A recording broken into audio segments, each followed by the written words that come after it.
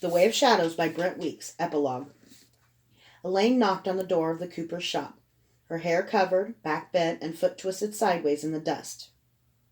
The Caledonian army had arrived yesterday, and King Gareth Ursel was rewarding his troops for their valor by allowing selected soldiers to take what they desired. It wasn't a good day to be a pretty woman on the streets of Sonaria.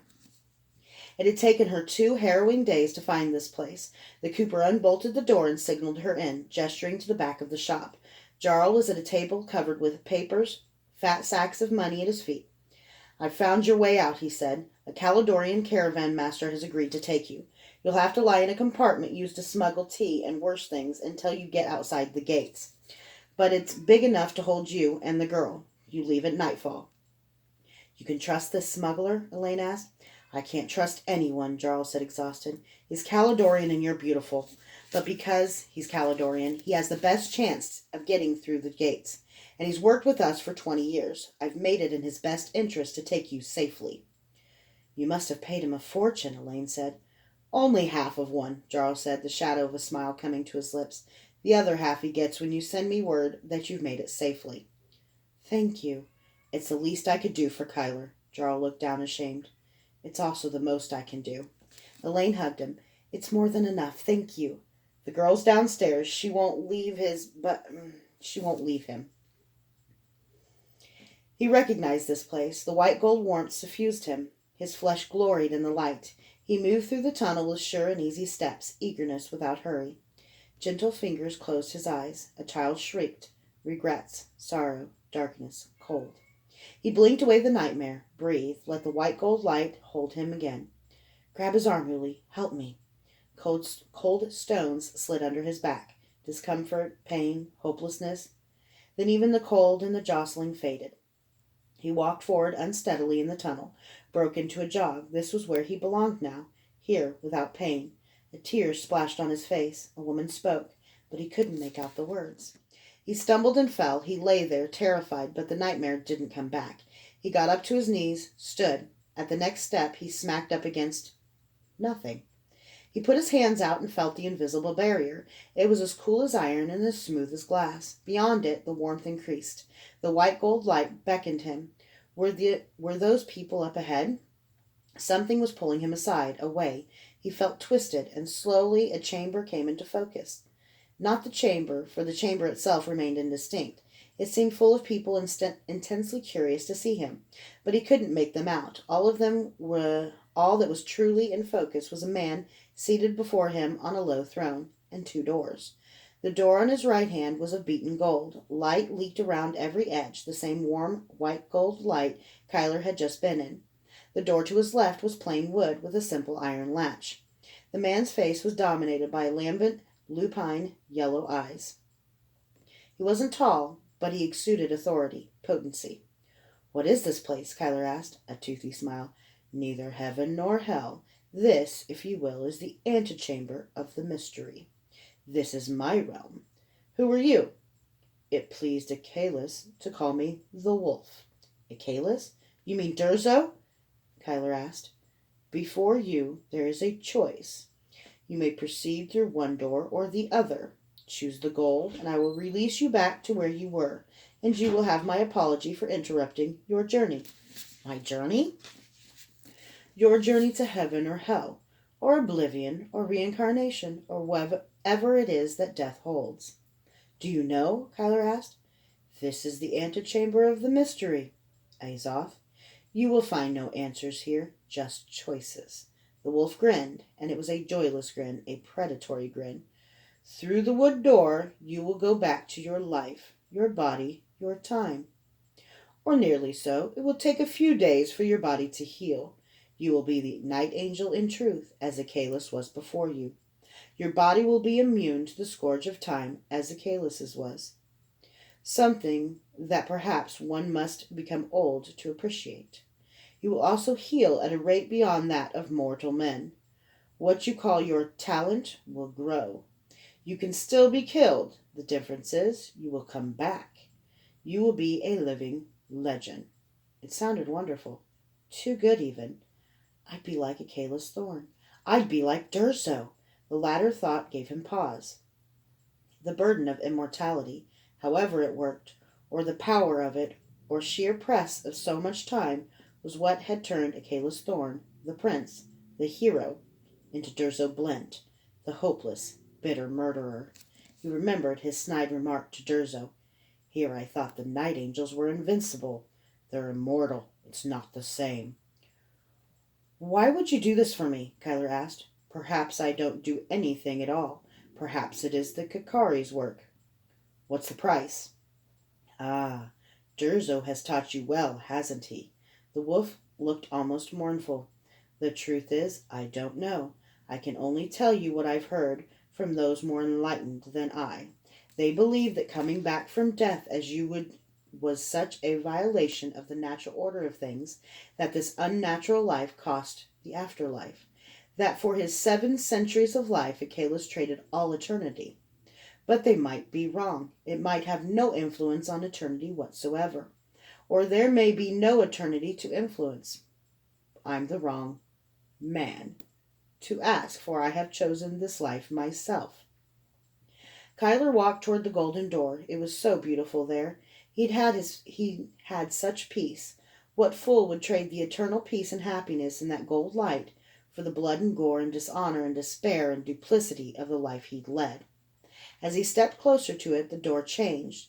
The gold melted, puddled to the ground in an instant, and a raging inferno leapt up, eager to devour Kyler. Then it was gone, and the gold door was back. Kyler shot a look at the wolf. Eternity, the wolf said, might not be a pleasant place for you. You did that? A simple illusion. But if you sat in judgment of Kyler Stern, would you give him eternal paradise? You're not exactly disinterested in my choice, are you? You've become a player, Night Angel. No one is disinterested in your choice. How long Kyler stood there, he didn't know. All he knew was that if he made the wrong choice, he might have a very, very long time to regret it. The mathematical formulae were no help.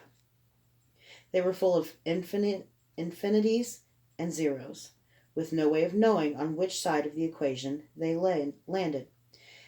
There was no hedged bet when you might be throwing away eternity in paradise or avoiding eternity in hell, or taking an eternal existence on earth with all its flaws, weighted against merciful oblivion.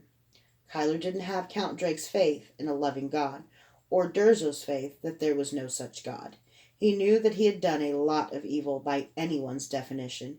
He knew that he had done some good. He'd given his life for Elaine. Elaine. She filled his mind and his heart so utterly that it ached. If he chose life, even if she accepted him, she would grow old and die in the smallest fraction of his life. The odds were that she never would accept him, never could.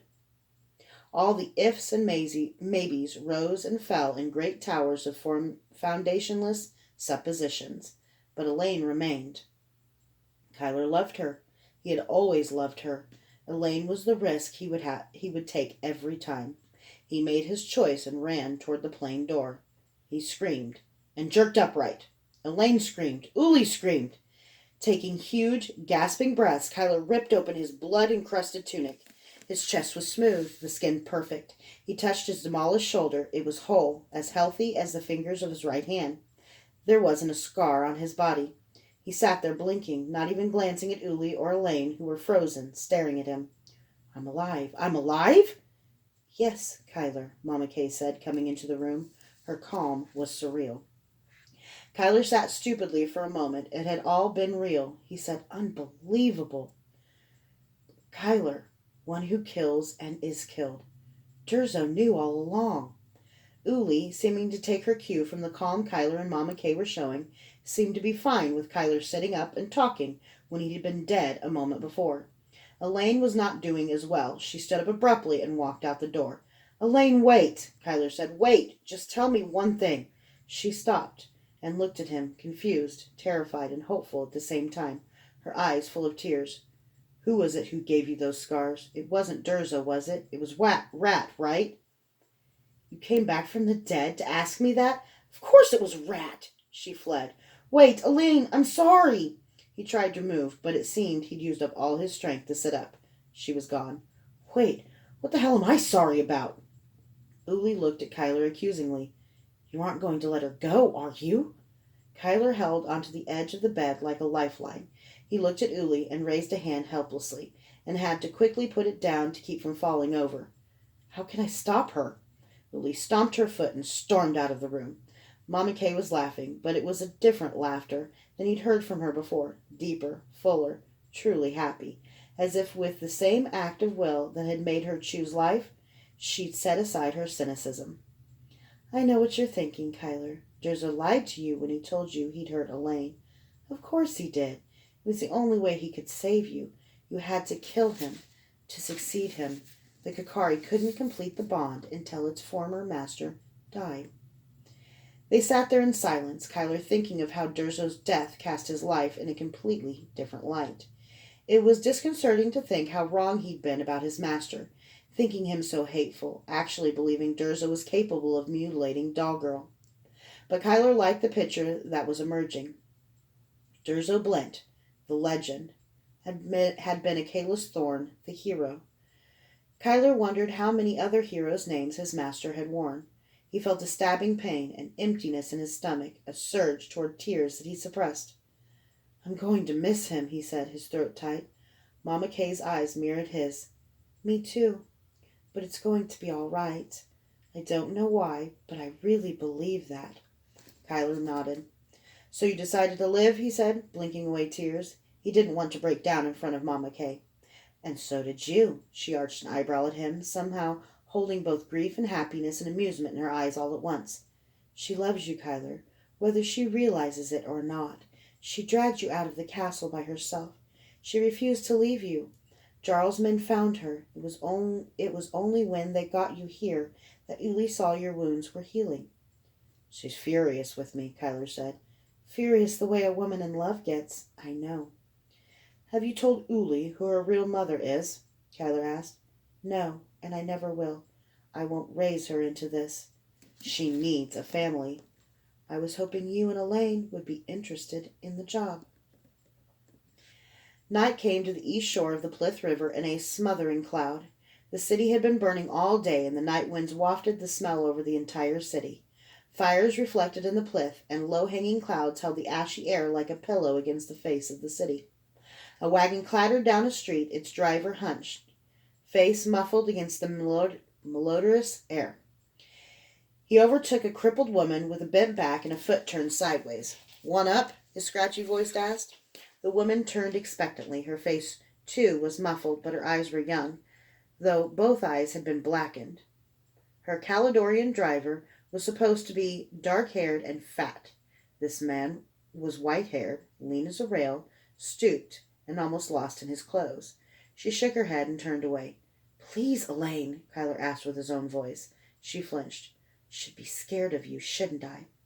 I'd never hurt you, he said. Eyebrows above the eyes he blackened lifted incredulously. Well, not really hurt you. What are you doing? She asked, looking around. There was no one else on the streets. I'd like to take you away from here, Kyler said, brushing back his bleached hair and smiling through his makeup. You and Uli both. We can go anywhere. I'm going to pick her up next. Why me, Kyler? He was dumbfounded. It's always been you. Don't you say you love me, she said. How could you love this? She jerked the scarf down and pointed at her scars. How could you love a freak? He shook his head. I don't love your scars, Elaine. I hate them. And you'll never see past that. I'm not finished, he said. Elaine, I've watched over you since we were children. For a long time, you're right, I couldn't see past your scars. I'm not going to give you some crap that you're beautiful. Your scars are ugly. But you aren't, Elaine. The woman I see when I look at you is amazing. She's smart, she's got a quick tongue, and she's got such a heart that it makes me believe that people can be good despite all I've seen to the contrary for my whole life. His words were sinking into her, he could tell. Oh, Mama Kay, tell me I learned something about words from you. Tell me I learned something despite myself.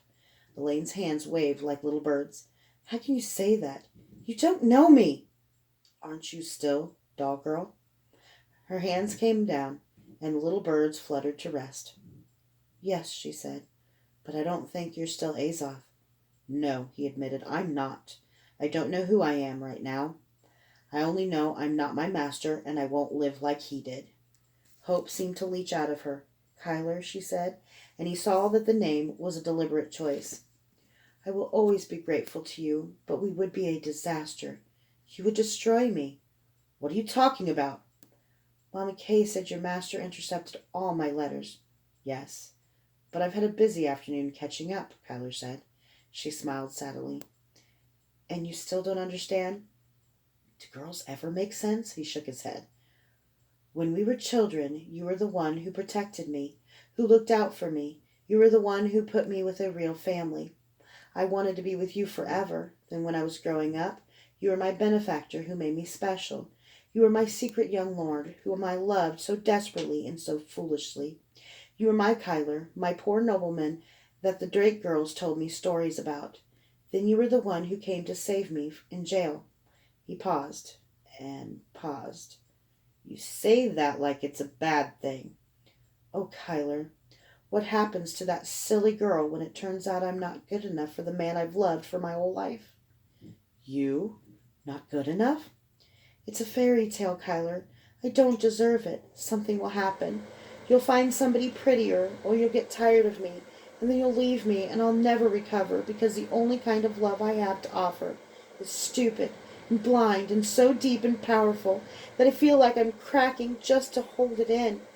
I can't just swoon and fall into bed with you, because you'll hop right out and get on with your life, and I never will. I'm not asking you to make love with me. So I'm too ugly for...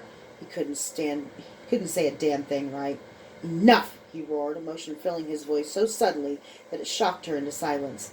I think you're the most beautiful woman I've ever seen, Elaine, and the purest and the best, and I'm not asking you to fuck. Consternation played over her features, but she obviously didn't like being yelled at. Elaine, he said quietly, I'm sorry I yelled.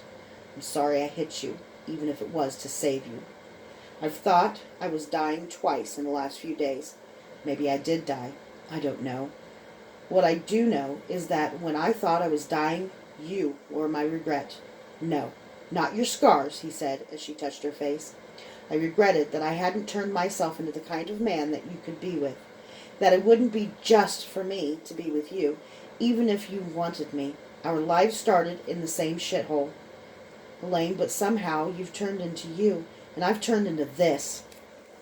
I don't like what I've done. I don't like who I've become. You don't deserve a fairy tale. I don't deserve another chance, but I'm asking you for one. You're afraid that love is too risky? I've seen what happens when you don't risk it. Mama Kay and my master loved each other, but they were too afraid to risk it, and that destroyed them. We risk everything either way. I'm willing to risk it to see the world through your eyes, Elaine. I want to know you. I want to be worthy of you. I want to look in the mirror and like who I see. I don't know what's next, but I know I want to face it with you, Elaine. I'm not asking you to fuck, but maybe someday I'll earn the right to ask you for something more permanent. He turned, and facing her was harder than facing 30 Highlanders. He extended his hand. Please, Elaine, will you come with me? She scowled fiercely at him, then looked away. Her eyes were shiny with tears, but it could have been from all the ash in the air. She blinked quickly before looking back at him. She searched his face for a long moment. He met her big brown eyes. He had turned away from them so many times, afraid she would see what he really was. He had turned away, afraid that she couldn't bear the sight of his filth. Now he met that gaze. He opened himself to it. He didn't hide his darkness. He didn't hide his love. He let her gaze go all the way through him. To his wonder, her eyes filled with something softer than justice, something warmer than mercy. I'm so scared, Kyler. Me too, he said. And she took his hand.